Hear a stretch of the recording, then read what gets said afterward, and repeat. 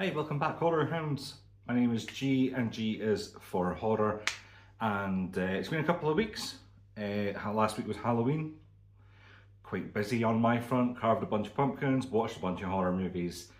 So I am back with my horror pickups, and I figured this week I would absolutely double down on how I said in my last video I don't buy a lot of pops.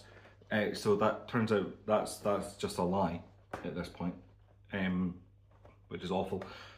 Honestly, I haven't bought a Funko Pop in over a year probably, and I grabbed Ghostface a couple of weeks ago, and then yeah, I saw this Michael and this Sean, and they're just too good. Well, Shaun of the Dead Sean, and obviously Michael Myers from Halloween, and they just look really cool and they're really fun. So they're going on the shelves. Sticking with toys, I also picked up the NECA Thanksgiving 8-inch clothed John Carver figure. I loved Thanksgiving, and I have the Ultimate John Carver, so I thought this guy would be a nice kind of partner to that figure, because I can have them holding different weapons and I can have them wearing different masks, maybe one with the normal kind of mask and the other one with the melty mask. If you've seen it, then you know. DVDs this week, or this past 2 weeks, absolute couple of bangers if you ask me. I got Scooby-Doo 1 and 2. They are such good fun films. Personally, I prefer the first one, but oh, they're just so good, and they're so silly, and they're so fun, and like, I love Scooby-Doo anyway. Grew up watching the cartoons, so these are super fun. And on eBay, the shop had a buy one get one free, and it was £1.99 for one, so I got both of them for £2, with free postage. So come on, I've already watched them. They've well made their money back in my eyes. Blu-ray wise, I'll kick off with one that I was really looking forward to getting. It's the Arrow 4K Trick or Treat Special Edition, or Limited Edition, sorry.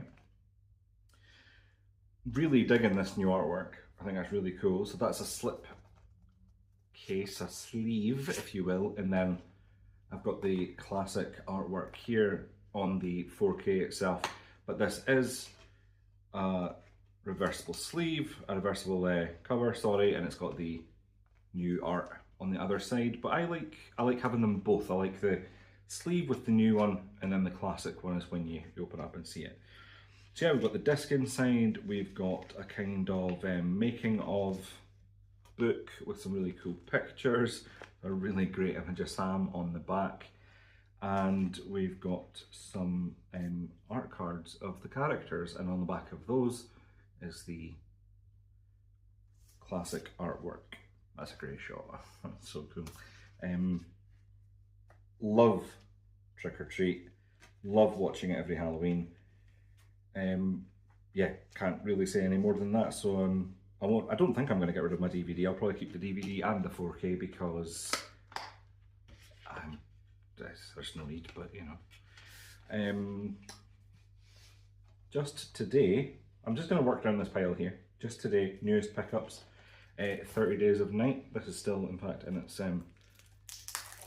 cellophane. Not anymore. $7.99 from HMV. I've been meaning to pick up 30 Days of Night for a while. I haven't seen it for years. Saw it in the cinema, and then I think I watched it once after it came out on DVD. But yeah, really looking forward to rewatching 30 Days of Night. If you don't know, it's a vampire movie. Pretty much a town in Alaska has 30 Days of Night, gets real dark, so the vampires show up. Some vampires appear. This one, I honestly don't really know anything about, but my wife is desperate to see it. She said the book is good. This is Starve Acre with Matt Smith and Morfydd Clark. I don't think I'm pronouncing that name properly, and I do apologise. This one is also still in its little protective sleeve because I only bought it today. Let's see if we can get it out. Even if not, then that doesn't really matter, I suppose. I will still read you the blurb because I'm good like that. Don't say I don't spoil you. The 1970s, rural England. Richard and Juliet's seemingly idyllic family life is thrown into turmoil when their son starts acting out of character. At Starve Acre, their remote family home, archaeologist Richard buries himself in exploring a folkloric myth that the ancient oak tree in their land is imbued with phenomenal powers. When Juliet turns to the local community to find some kind of peace, Richard obsessively digs deeper.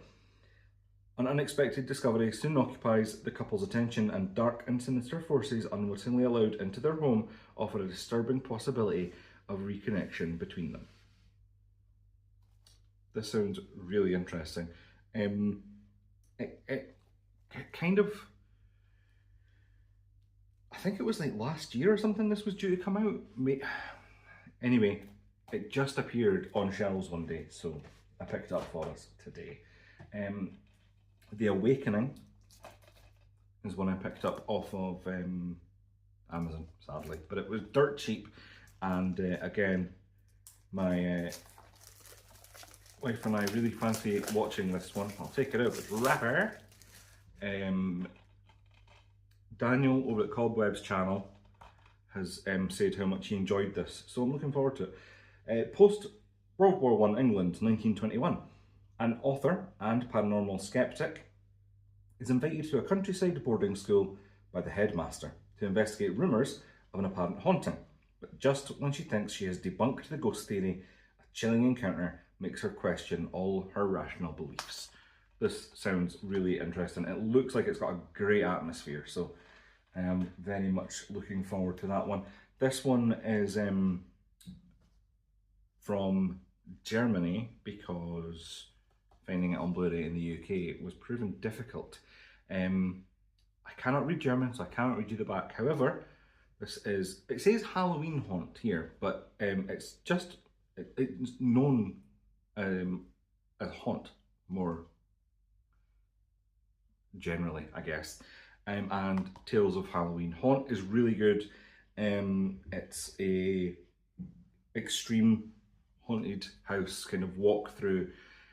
Bunch of friends do it, shenanigans ensue. And Tales of Halloween is a really fun anthology movie with a whole bunch of different tales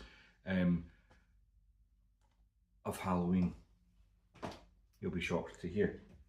This one, again, was super cheap, and it is the Cornetto trilogy, all in the same box. It's The World's End, Hot Fuzz, and Shaun of the Dead.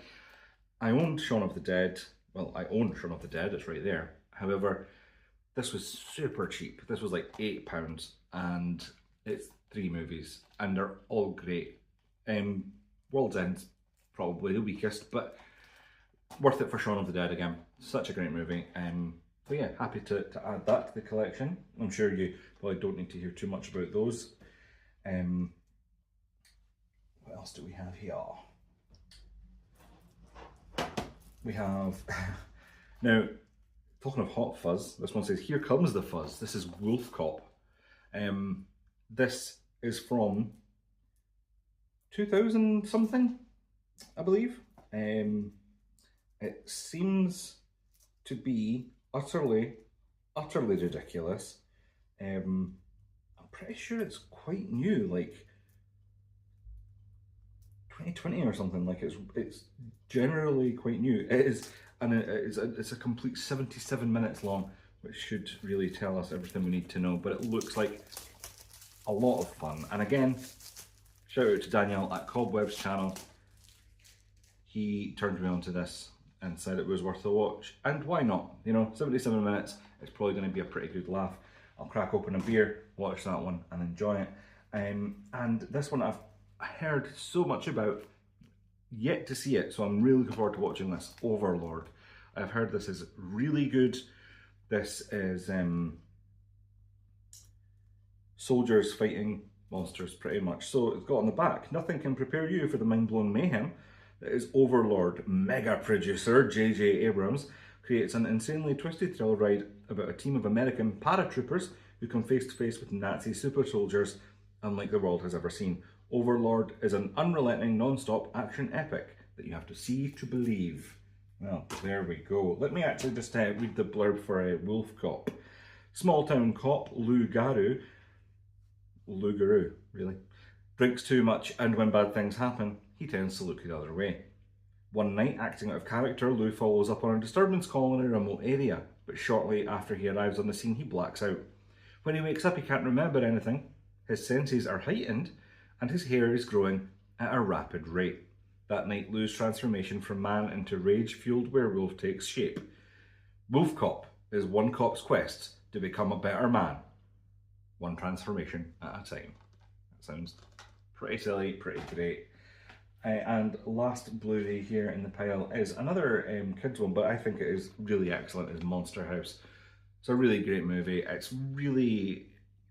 It's quite heavy, it's got some really strong themes, and yeah, just a really nice